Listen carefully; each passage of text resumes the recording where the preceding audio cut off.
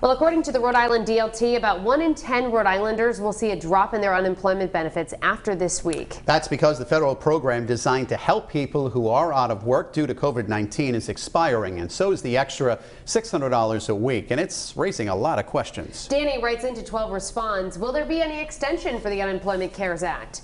Eyewitness News reporter Kim Kalunian spoke with Rhode Islanders worried about making ends meet. She joins us now with what federal lawmakers are considering. Well, we've heard from a number of Rhode Islanders who say they're scared to think about what life will look like when this $600 a week benefit expires on Friday.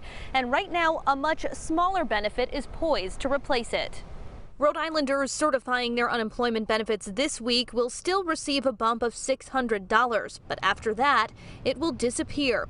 Democrats in Congress want to see the benefit extended throughout 2020, but Republican lawmakers in Washington reportedly want to slash the weekly bonus to $200 a week. For people like Rebecca Wilcox in Pawtucket, that raises a lot of concerns. Being evicted, not being able to pay my registration, my insurance, not being able to put food on the table. Wilcox has 7 children, and her base benefit works out to be just over $100 a week. Where do you see yourself in a couple weeks' time if you are only earning these $300 a week?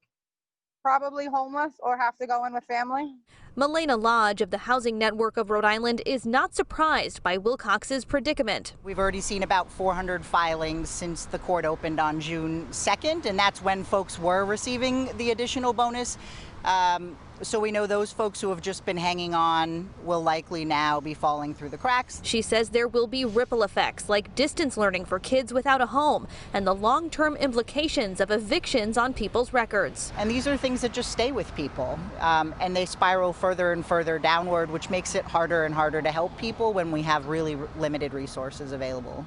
And the director of Rhode Island's DLT says going from $600 a week to another fixed amount would not be a challenge, but trying to calculate a bonus based on an individual's salary would be a challenge and would likely take some time to address. I'm Kim Kalunian, Eyewitness News.